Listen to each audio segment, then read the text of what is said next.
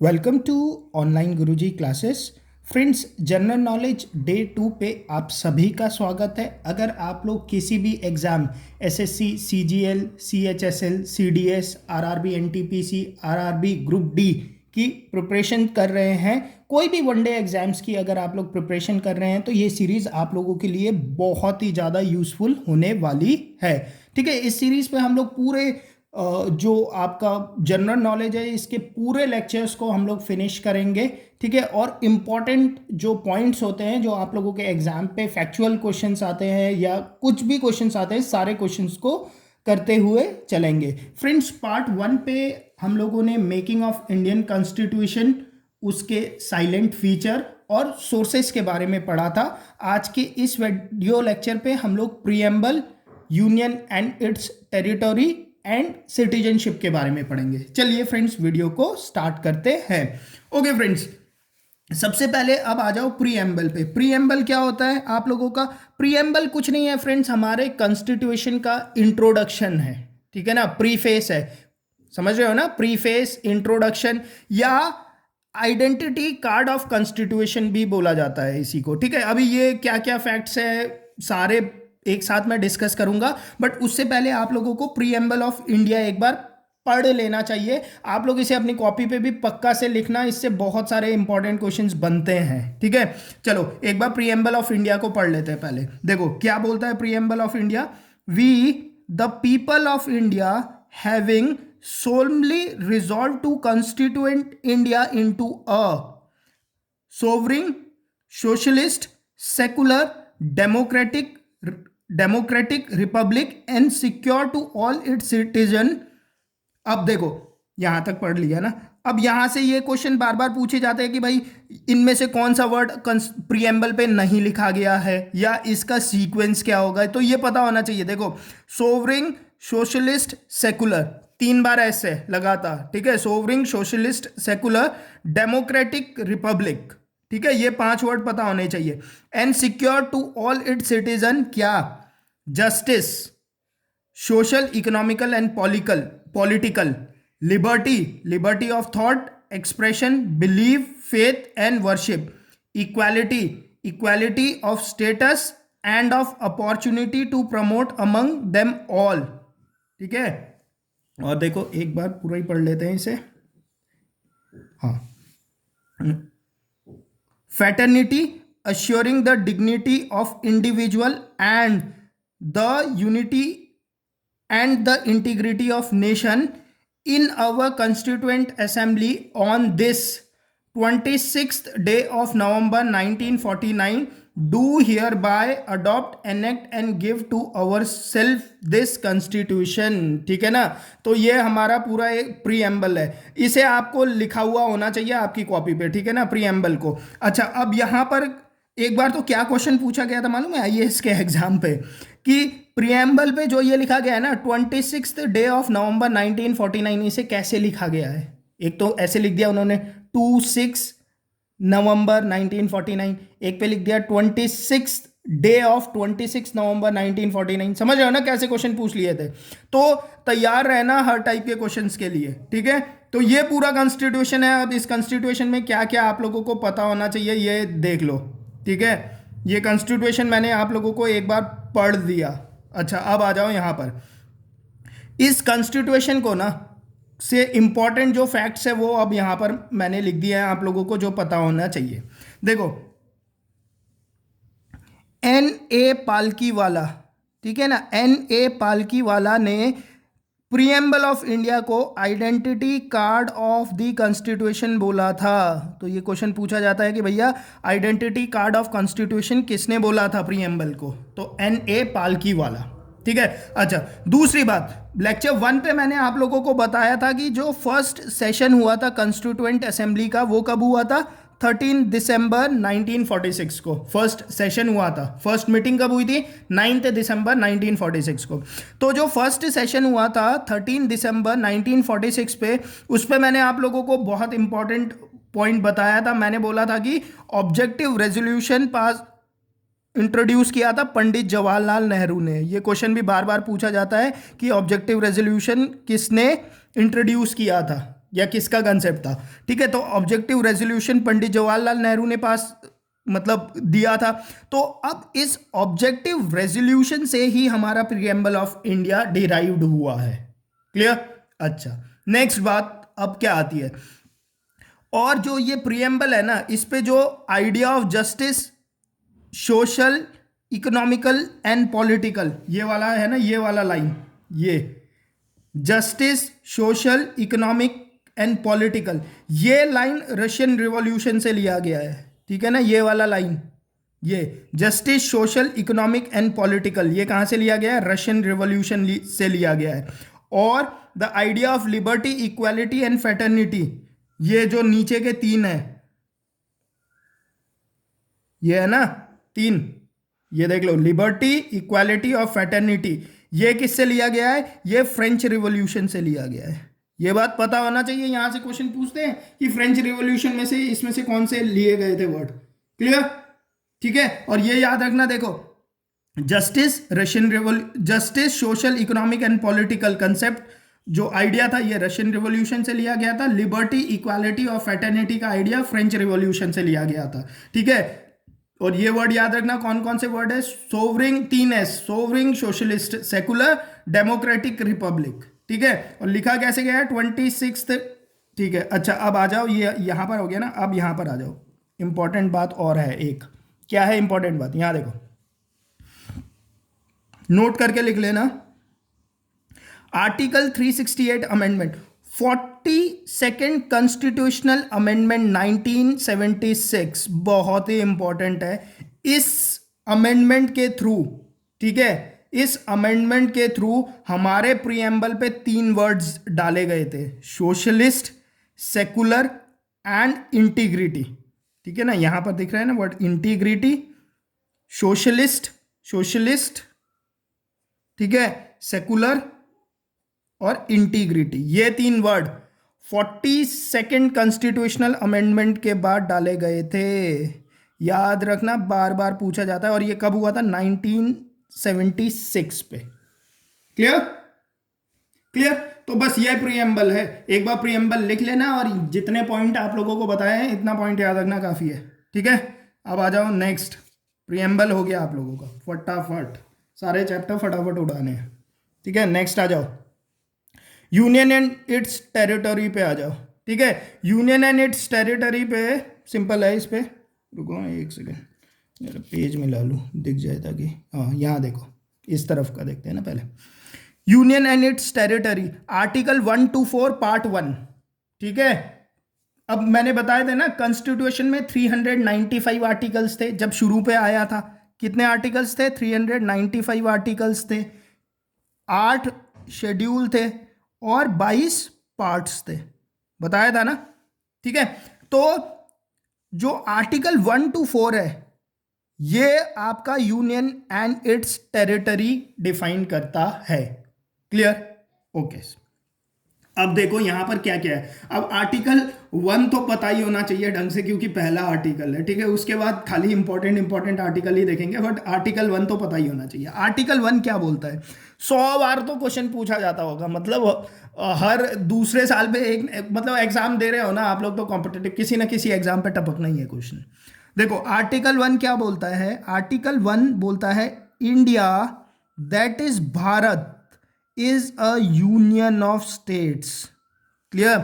Article 1 क्या बोलता है? India, that is Bharat, is a union of state है। ठीक है, अच्छा, और इस पे जो पार्ट बी है वो क्या बोलता है? The state and the territories thereof shall be specified in first schedule. वो बोलता है, अभी मैंने बताया था ना शेड्यूल्स कितने हैं, कितने शेड्यूल है? 8 शेड्यूल है।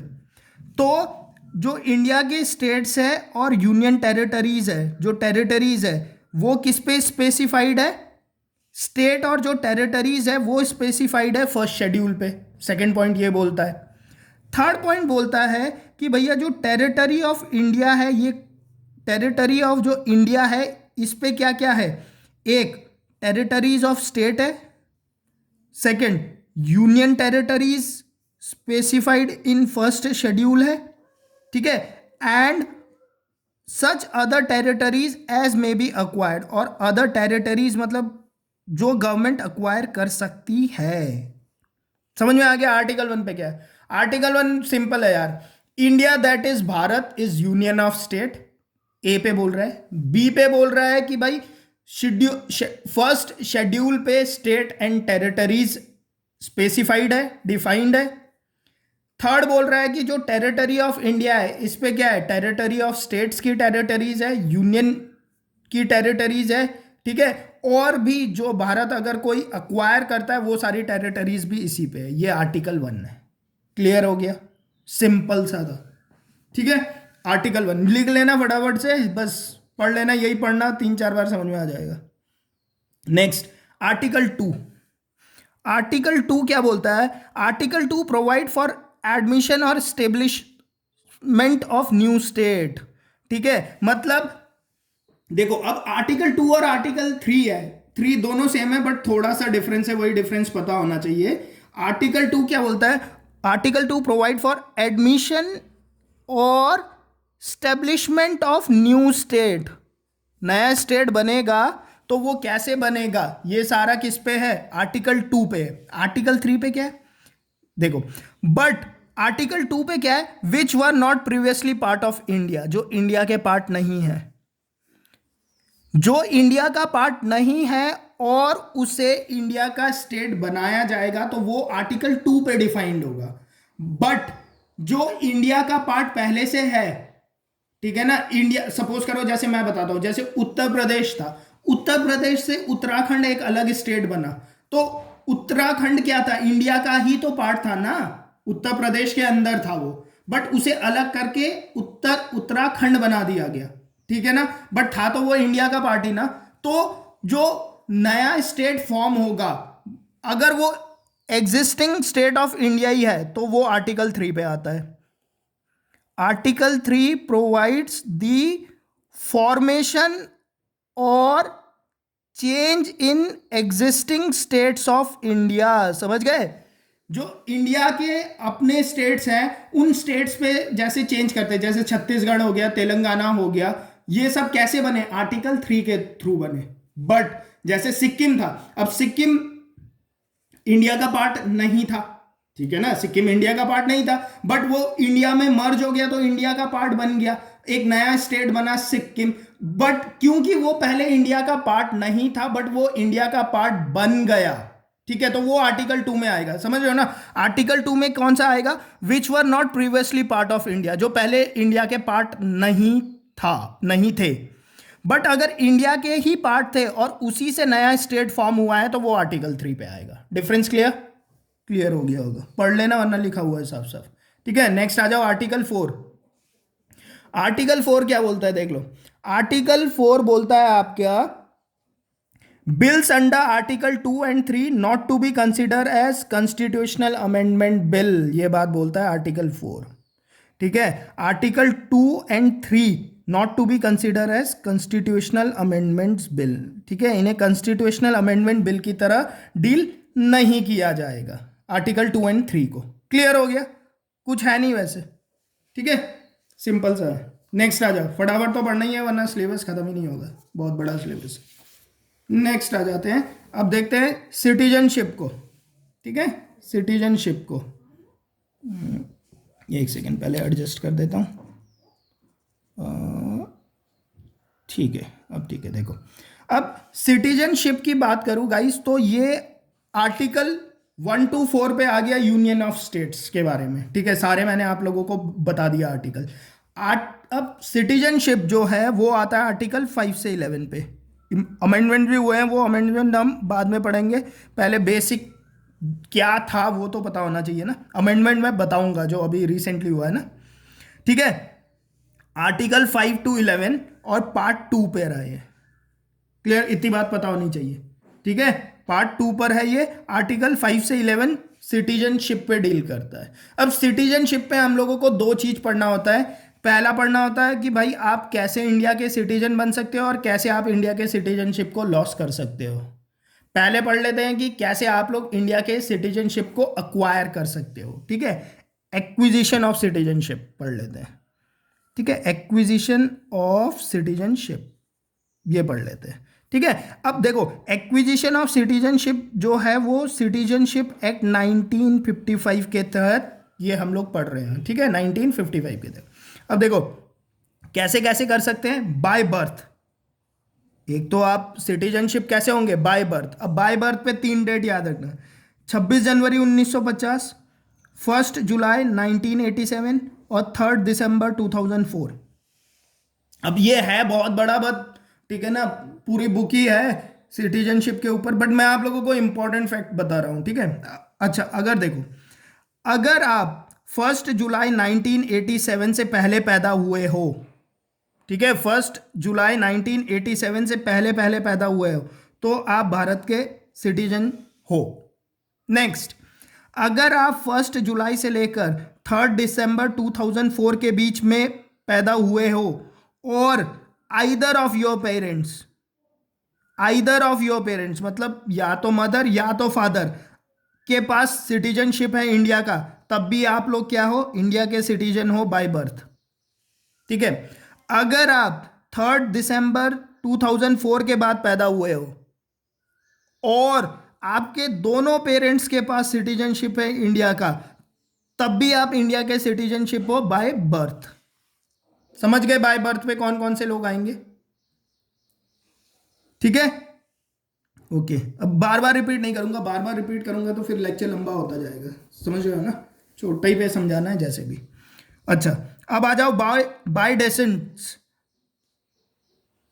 अगर आप इस पे आप लोगों ने याद रखना है 10 दिसंबर 1992, 10 दिसंबर 1992 से पहले पैदा हुए हो, ठीक है, और उस टाइम आपके फादर के पास सिटीजनशिप था, तो आप इंडिया के सिटीजन हो, ठीक है, बाय डिसेंट, बाय बर्थ नहीं हो, बाय डिसेंट हो। और 10 दिसंबर 1992, सॉरी एक चीज गलत हो गया, सुनो।